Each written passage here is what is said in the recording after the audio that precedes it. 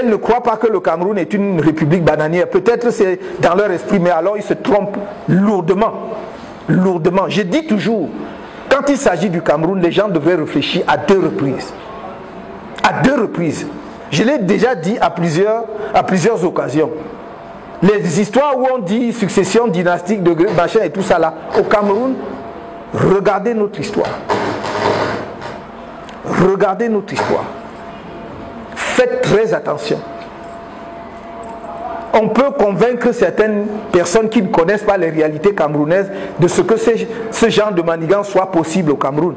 Il faut avoir le charisme d'un Maurice Kamto pour oser faire une telle déclaration.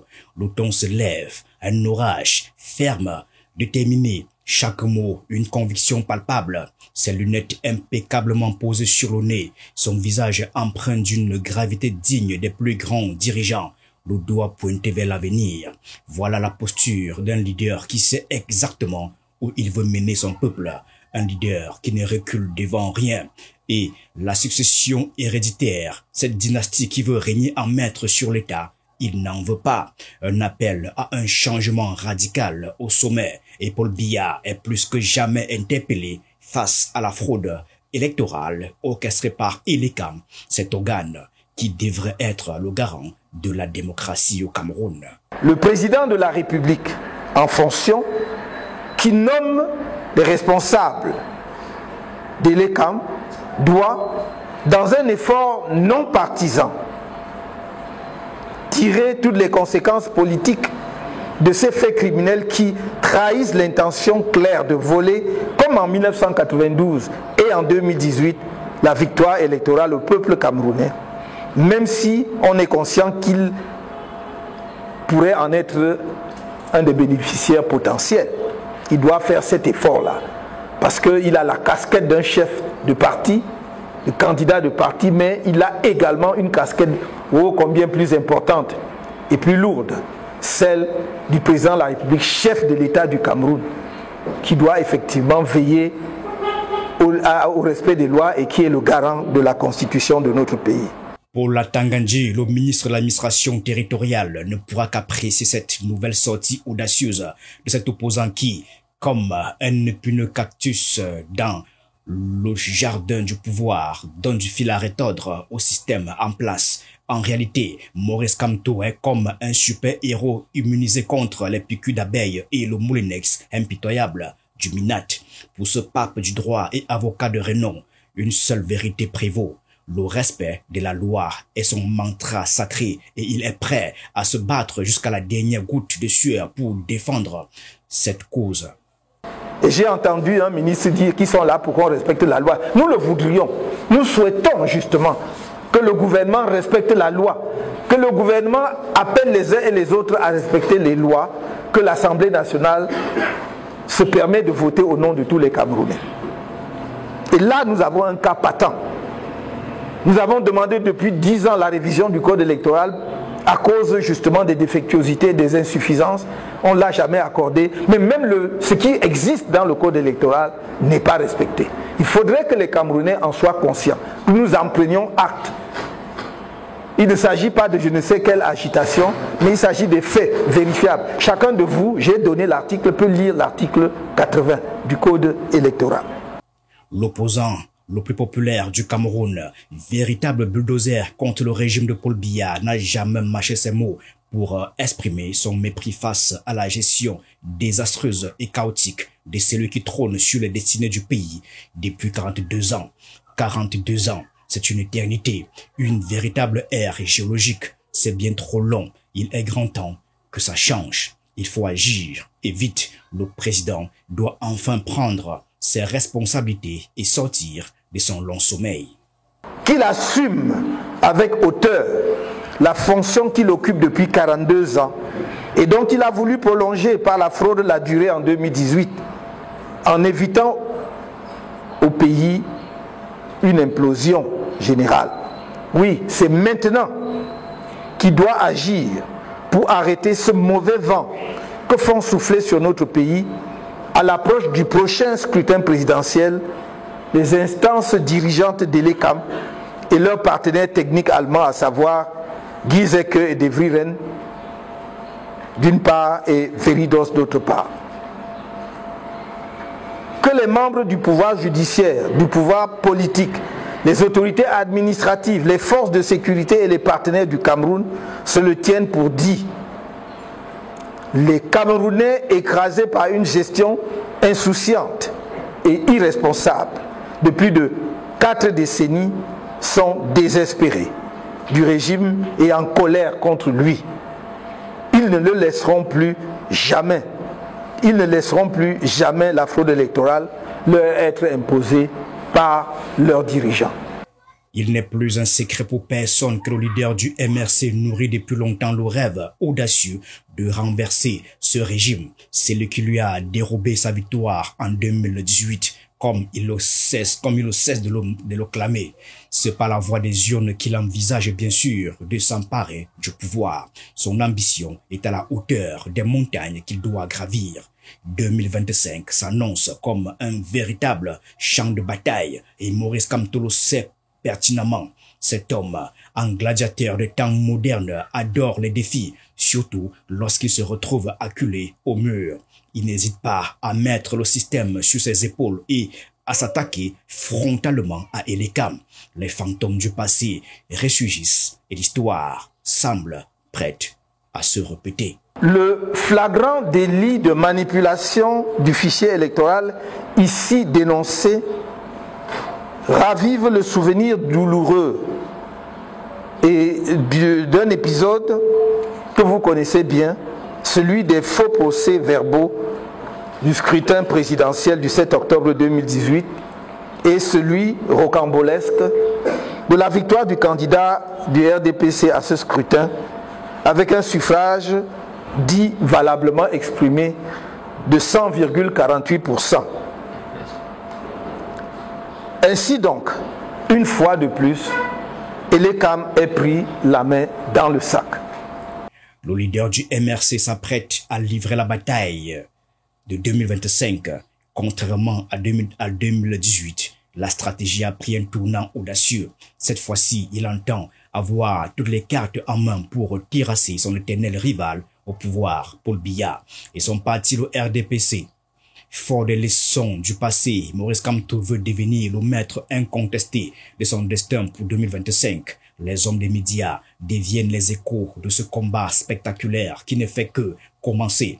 La route vers la victoire est semée d'embûches, mais cet homme politique aiguise ses armes, ses déclarations, un déluge. L'objet principal de la présente déclaration est le flagrant délit de manipulation du fichier électoral orchestré par Elekam et ses partenaires techniques allemands. Pour la campagne d'inscription de 2024, ces manipulations flagrantes du fichier électoral se révèlent à l'analyse des chiffres publiés par Elekam dans la diaspora. Elles confirment le sentiment largement partagé que les responsables d'Elekam, agissant pour le compte du RDPC, ont une peur, panique de la progression substantielle du nombre d'électeurs, synonyme pour eux de défaite imparable. Mais décidément, il n'y a pas de crime parfait. Le crime parfait est une chimère, c'est indéniable, mais la fraude, elle, est bien ancrée dans la réalité camerounaise. Cette fois-ci, elle ne s'en tirera pas à si bon compte. Maurice Kamto est déterminé à pulvériser ce colossal réseau de fraude lié au fichier électoral. Il est impératif de balayer le chemin pour permettre à la transparence de briller. Elekam et ses complices se retrouvent sur le banc des accusés, ne pouvant échapper à la tempête que déclenche le professeur de droit. Les accusations fusent comme des éclairs soutenus par des chiffres qui parlent d'eux-mêmes. Le croisement des données officielles d'Elekam de 2024 avec le nombre des inscrits de la diaspora tiré du fichier électoral qui avait servi à l'organisation du scrutin présidentiel du 7 octobre 2018 met à nu les pratiques frauduleuses de l'organe électoral. Elekam agissant en coaction avec ses partenaires techniques allemands, recourt à une stratégie qui vise à maintenir le plus bas possible le nombre des inscrits sur les listes électorales. J'ai montré cela sur une période de 10 ans, chiffre à l'appui, jamais contesté, dans mon message de fin d'année 2022.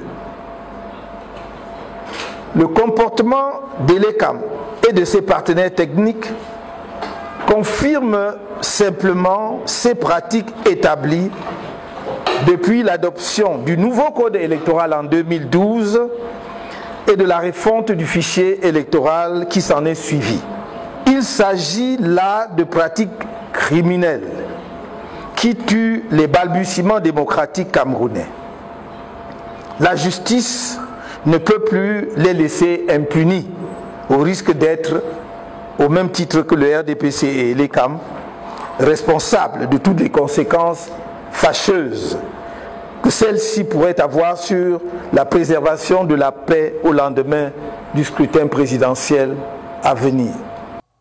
Le scrutin présidentiel 2025 est l'élection de tous les enjeux au Cameroun. Tout le monde s'active pour le moment décisif. L'avenir du pays en dépend. Maurice Kamto, candidat de la présidentielle 2018, en est parfaitement conscient. Il ne se laissera pas dérober sa victoire une fois de plus. Absolument pas. D'ailleurs, il n'a jamais digéré cette défaite qu'il considère toujours comme un affront monumental. Et l'ECAM a joué un rôle clé dans ce drame, un rôle obscur et trouble. Maurice Kamto n'a pas oublié, et en politique, la mémoire est d'une importance capitale si l'on veut rivaliser avec une machine politique aussi redoutable que le RDPC. Selon le fichier électoral consolidé, avec lequel le scrutin présidentiel du 7 octobre 2018 a été organisé, l'ECAM déclarait avoir 19 301 électeurs inscrits dans la diaspora. Seulement en janvier 2024, soit 5 campagnes d'inscription successives sur les listes électorales plus tard, l'ECAM a annoncé le chiffre de 18 937 électeurs inscrits dans la diaspora, comme il ressort de son communiqué numéro 0001-CRP-ELECAM-DGE du 10 janvier 2024 relatif aux statistiques d'inscription des électeurs au terme de la révision des listes électorales de l'année 2023 signé du directeur général de l'ECAM lui-même. Et ce n'est pas fini, loin s'en faut. Le patron du mouvement pour la renaissance du Cameroun ne compte pas s'arrêter en si bon chemin. Il intensifie ses critiques acerbes sur la gestion calamiteuse de l'organe en charge des élections.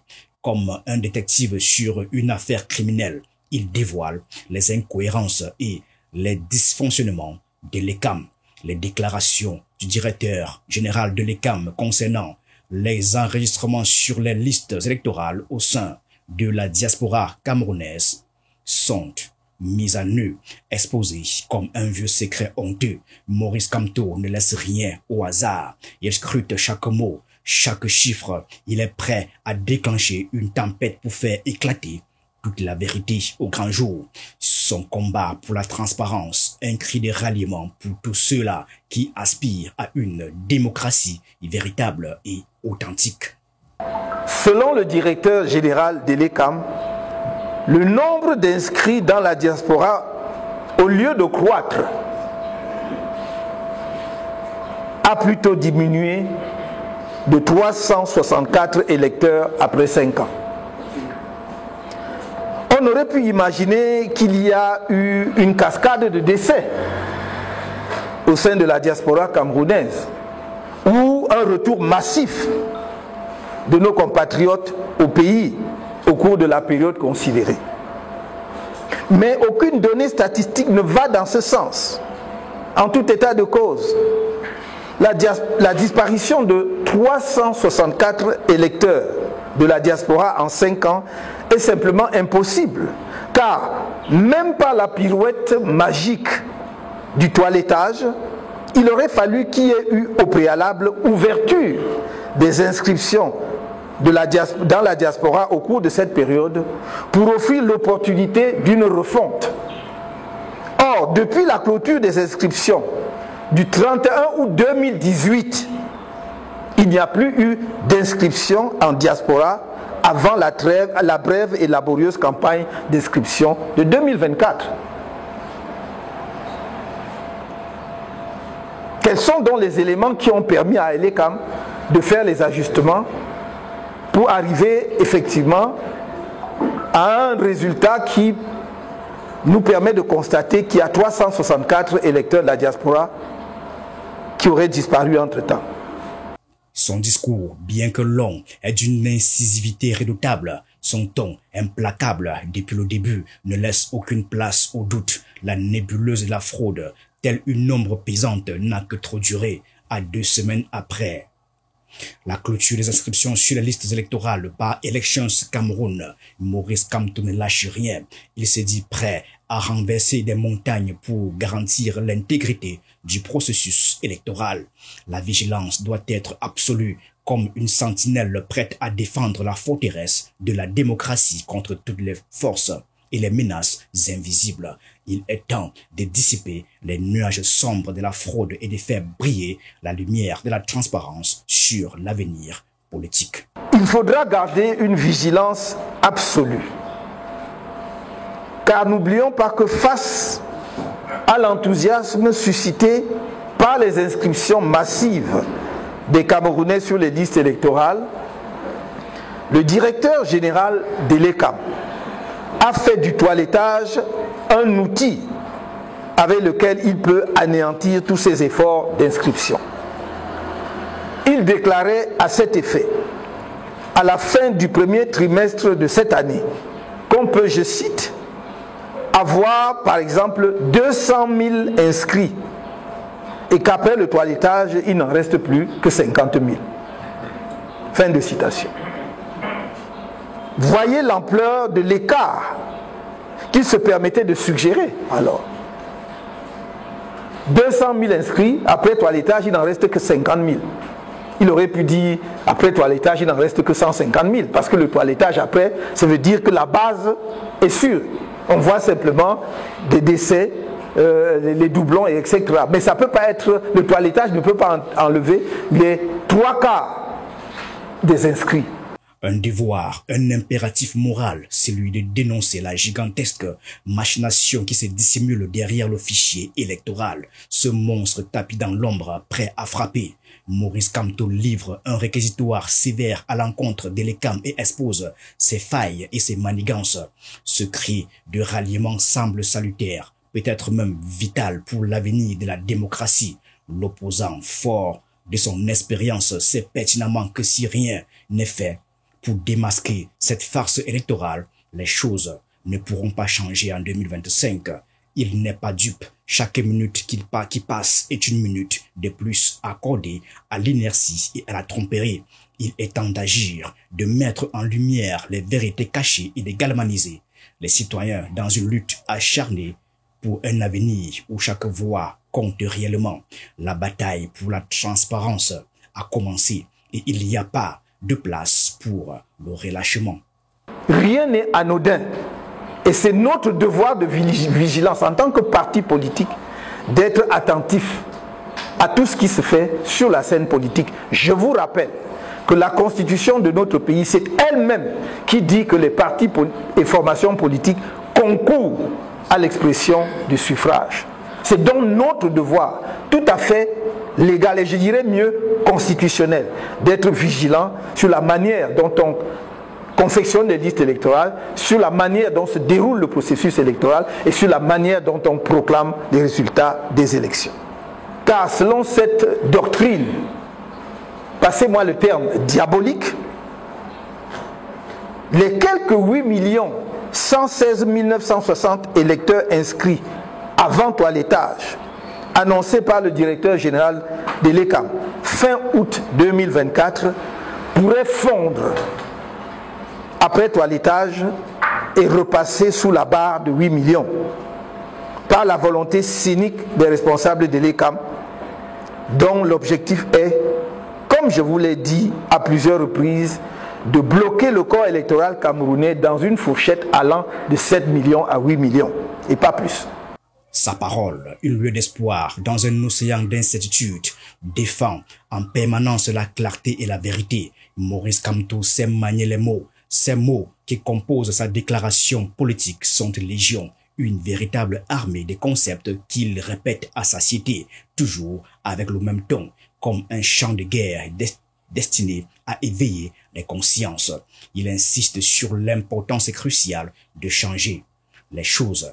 D'ailleurs, l'important n'est pas tant ce qu'il dit, l'important ici est de dénoncer ces mots insidieux qui gangrènent notre société, des vérités que tous les Camerounais doivent connaître, car chaque phrase qu'il prononce est une pierre angulaire d'un édifice en construction, un appel vibrant à la mobilisation collective.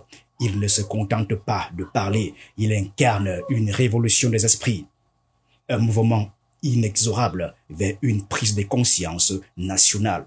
C'est un véritable cri de cœur qui résonne dans chaque coin du pays, invitant chacun à se lever et à lutter pour un avenir où la transparence et la justice prévalent.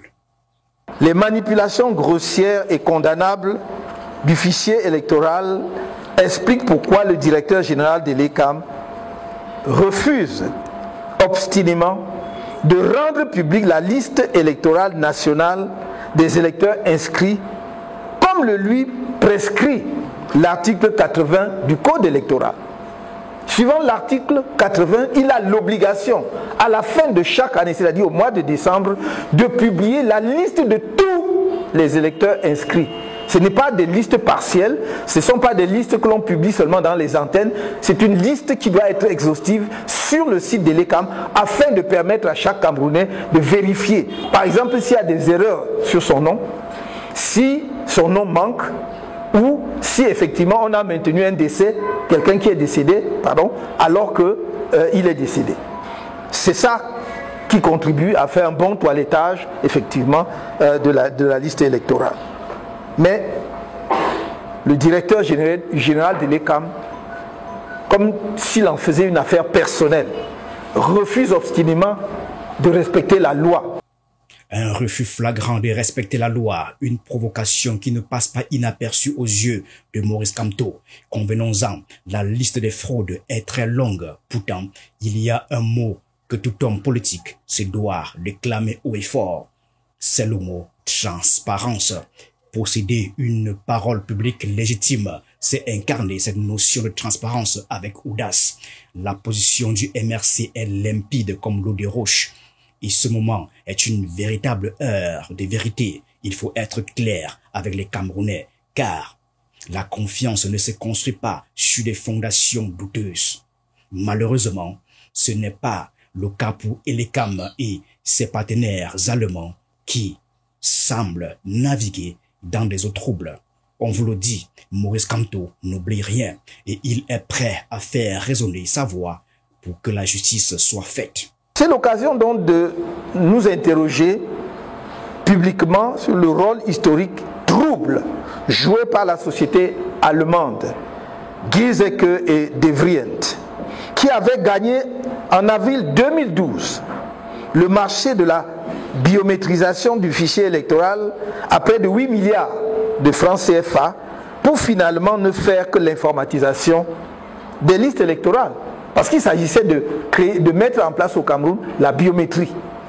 La biométrie, ce n'est pas simplement de faire l'informatisation, c'est-à-dire on prend des jeunes pour saisir sur une liste et avoir une base de données. Non, la biométrisation, ça va jusqu'au vote. Et que vous votez, vous mettez votre empreinte. C'est cette machine-là qui vous identifie parce que l'empreinte, au moins à 99%, on dit que les empreintes ne peuvent pas se ressembler. Mais voilà, on a payé 8 milliards pour un travail simple d'informatisation. On aurait pu donner un peu plus de travail au secrétaire camerounais. elles auraient effectivement fait le même travail. Des milliards envolés dans des méandres de la corruption, selon les dires de Maurice Kamto, comme tant d'autres milliards dispersés dans les limbes des projets grandioses au Cameroun où les marchés sont souvent attribués dans des conditions obscures. Le Cameroun est une véritable énigme, un labyrinthe où la transparence est un mirage. Et les CAM et ses partenaires ne font donc qu'ajouter leur pierre à cette immense escroquerie qui ronge le pays depuis trop longtemps. Un cancer dont on aurait ignoré les symptômes. Il est grand temps que cette réalité soit mise en lumière. Maurice Kamto. Je rappelle que ce marché avait été passé dans des conditions suspectes qui avaient attiré l'attention de certains parlementaires allemands. Et je vous renvoie sur le site. Vous pouvez taper 2012, biométrie au Cameroun, société allemande, vous allez trouver. Vous allez avoir tout le dossier et les mois que ça avait suscité, même en Allemagne. Parce qu'à l'époque, on avait même soupçonné un secrétaire d'État allemand d'être également impliqué et d'avoir fait jouer en fait son influence. La responsabilité technique de cette société, Giesecke et De Vries, est lourde dans l'escroquerie à la biométrie infligée aux électeurs camerounais et donc dans les crimes électoraux qui sont perpétrés depuis lors par le régime en place. Et il n'hésite pas à le clamer haut et fort. Le régime en place a été impliqué dans tant de scandales qu'il serait plus facile de compter les étoiles dans le ciel que de les énumérer. Dans tous les domaines, le Cameroun s'illustre comme un véritable festival de controverses. Le leader du MRC ne relâche pas la pression et incarne parfaitement son rôle d'opposant déterminé. Il connaît sur le bout des doigts tous les noms des faussaires, ces adeptes du mensonge qui ont sémé la confusion dans la biométrie en manipulant le fichier électoral. Une autre société allemande, Veridos, est depuis 2015 en charge de la fourniture des équipements pour la sécurisation des données constitutives du fichier électoral, de la fameuse et très suspecte opération de toilettage avec laquelle Elecam fraude et de la très délicate opération de production des cartes d'électeurs. Veridos offre à Elecam, qui est, comme on le sait, totalement soumis au pouvoir, l'appui logistique pour fausser les résultats électoraux au Cameroun. Ainsi, c'est avec son appui technique que le mythe de la première place de la région de l'extrême nord en matière électorale a été construit et vendu dans l'opinion par les officines de fraude du régime. Nous parlons d'une région où des centaines de milliers de citoyens sont pourtant abandonnés à eux-mêmes, sans acte de naissance, ni de carte nationale d'identité. Par quelle magie une région où effectivement les populations sont dans un tel état, où nous connaissons également l'état de paupérisation, par quelle magie peut-elle être le premier vivier électoral au Cameroun? L'extrême nord du Cameroun, une région qui semble avoir été oubliée par le temps, où la pauvreté règne en maître et où les rêves des habitants se perdent dans les sables du désespoir. Comment cette terre, marquée par tant de souffrances, peut-elle prétendre être le premier vivier électoral du pays? C'est une question qui frôle l'absurde. Maurice Kamto, dans son élan d'indignation, s'élève et expose cette situation scandaleuse. Sa voix, grave, gronde au loin et porte le poids d'une colère légitime. L'inquiétude brille dans ses yeux face à la réalité déchirante. En effet, avec l'assistance technique de cette société allemande, le pouvoir a fait croire pendant longtemps à l'idée fausse qu'il n'y avait plus d'inscrits sur les listes électorales dans l'extrême nord que dans le littoral, qui comprend la métropole Douala, ou au centre, qui abrite la capitale Yaoundé. Comment est-ce possible? Tout toutes les statistiques, les chiffres officiels, que ce soit ceux de l'Institut national de la statistique ou d'autres sources, indiquent que Douala doit être à plus de 4 millions d'habitants. Yaoundé doit être autour du même chiffre, entre 4 et 5 millions d'habitants. Comment donc la région de l'extrême nord, toute seule, peut-elle avoir la majorité des électeurs, en tout cas le plus grand nombre d'électeurs au Cameroun dans ces conditions? Admettons quand même qu'il y a plus de personnes détentrices de leur acte de naissance dans le littoral et dans le centre qu'à l'extrême nord.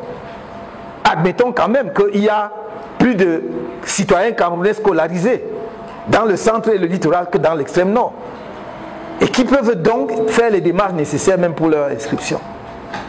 Il faut agir, et agir rapidement. Ce crime électoral ne doit pas rester impuni. C'est une certitude pour le patron du MRC. Les voix des citoyens sont étouffées, mais la tempête de la colère gronde dans le cœur du peuple. Et là, le professeur, orateur enflammé sur une scène historique, ne tarit pas d'éloquence lorsqu'il exige haut et fort un audit du fichier électoral avant le scrutin de 2025. Sa passion est contagieuse. Chaque mot qu'il prononce galvanise ceux-là qui l'écoutent. Un audit du fichier électoral s'impose, en tout cas, si nous voulons organiser des élections présidentielles transparentes et apaisées en 2025. Je dis audit du fichier électoral. Je n'ai pas dit recensement, parce qu'on me dira il n'y a pas le temps. On me dira ça coûte de l'argent. L'audit du fichier électoral est très simple, très rapide à faire, et ça peut se faire en une semaine comme en un mois maximum. Nous sommes encore en 2024. Les élections n'auront lieu qu'en 2025. Nous avons le temps de le faire. Et d'ailleurs, dans cet audit doit être intégrée l'obligation, la prescription légale au directeur général de l'ECAM de publier la liste de tous les électeurs inscrits au Cameroun. Il imagine déjà les conséquences d'un tel scandale, des millions de voix ignorées, des espoirs piétinés comme des fleurs sous les pieds d'un géant indifférent. Le professeur sait que le temps presse, que chaque seconde qui passe est une seconde de plus pour laisser cette injustice perdurer. Ces mots sont des flèches visant droit au cœur du système corrompu. Les deux sociétés allemandes impliquées dans les crimes électoraux et les crimes contre la démocratie ne sont assurément pas les meilleures ambassadrices de la démocratie allemande au Cameroun. Pour le peuple camerounais, en lutte pour se libérer par les urnes et dans la paix, de l'une des dictatures les plus féroces que notre continent abrite encore, ces deux sociétés allemandes, Gierseke et De Vries d'une part et Veridos d'autre part, sont pleinement comptables du martyre du peuple camerounais et devront en répondre. Le gouvernement allemand ne peut plus rester indifférent face aux activités criminelles de ces deux sociétés au Cameroun sans en porter une part de responsabilité. Une exigence, une alarme assourdissante dans le silence complice des institutions. Le MRC milite pour un changement radical, mais toujours dans la paix et par les urnes. Pour ce parti, il ne s'agit pas simplement de mots en l'air, c'est un appel à l'action qui ne peut être ignoré. Les deux sociétés allemandes impliquées dans ces crimes électoraux, en connivence avec un gouvernement camerounais sourd aux appels à la justice, doivent rendre des comptes. C'est une question de dignité et de respect pour chaque citoyen qui rêve d'un avenir meilleur. Le gouvernement allemand est ici interpellé car il ne peut se soustraire à ses responsabilités lorsqu'il s'agit de soutenir des pratiques douteuses à l'étranger. Les institutions allemandes en question n'aident pas le Cameroun.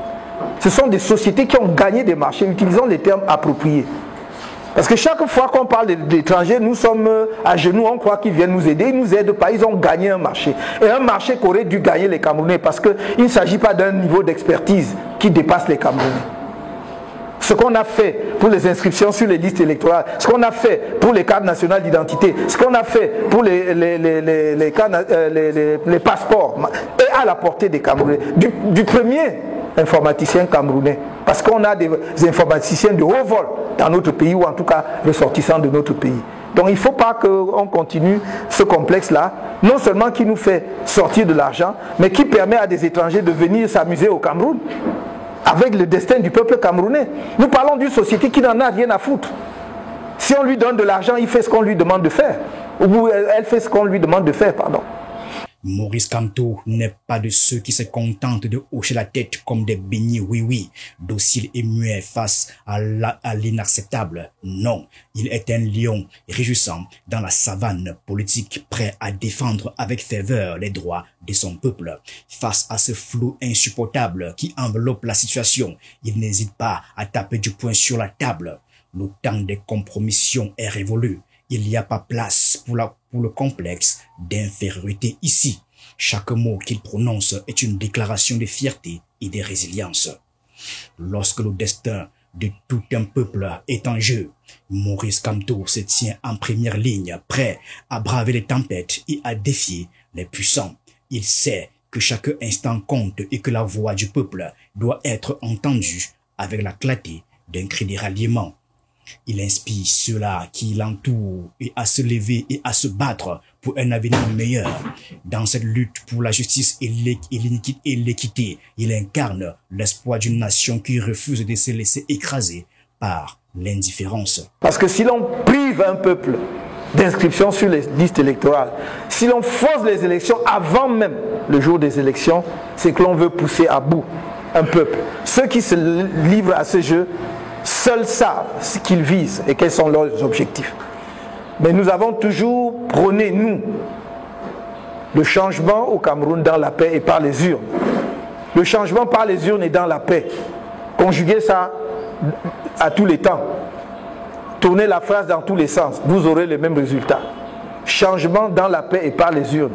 Changement par les urnes et dans la paix. C'est ce que nous préconisons. Et cela ne peut se faire qu'avec le respect des règles électorales.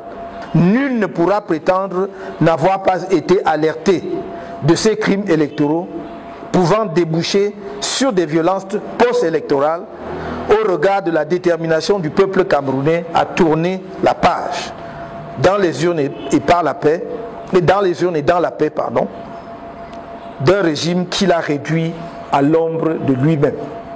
Ici, Maurice Kamto s'érige en protecteur intrépide d'un peuple avide de changement. Il brandit son épée contre l'injustice. Pour ce peuple en quête de renouveau, il est prêt à donner sa vie, à sacrifier tout ce qu'il a pour faire éclore l'aube d'une nouvelle ère. Le changement ne sera pas un simple vœu pieux. Il se fera dans les urnes avec la force d'un tsunami en balayant tout sur son passage, jusqu'à ce que le peuple souverain soit enfin libéré du joug d'un régime qui n'a que trop duré. Il faut que nous cessions de nous voiler la face. La démocratie au Cameroun, le pouvoir au Cameroun, le destin du Cameroun n'appartient pas au MRC. Le MRC fait sa part, fait son travail et le fera jusqu'au bout. Et tant que le peuple camerounais nous fait confiance, et tant que nous pensons qu'avec l'aide du peuple camerounais, nous pouvons apporter un changement dans ce pays, nous nous battrons jusqu'au bout. Et croyez-moi, ce combat ne se limite pas à un individu, fut-il le président du MRC, c'est un combat qui est amené à se poursuivre. Je mets quiconque au défi, sorti de la période du parti unique, de montrer un parti politique de l'opposition au Cameroun qui n'ait jamais été aussi implanté que nous.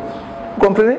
Maurice Kamto ne recule devant rien. Il se battra jusqu'au bout avec la détermination d'un titan, tant qu'il bénéficie de la confiance indéfectible de son peuple. Chaque pas qu'il fait est une promesse solennelle. Chaque discours, un appel à l'action qui résonne comme un hymne à la liberté. Il sait que sa lutte n'est pas seulement celle d'un homme, mais celle des millions de voix qui aspirent à la dignité et à la justice. Dans cette quête héroïque pour un avenir meilleur, il incarne tout simplement l'espoir incandescent d'une nation qui refuse de plier sous le poids des années d'oppression. 2025, c'est demain.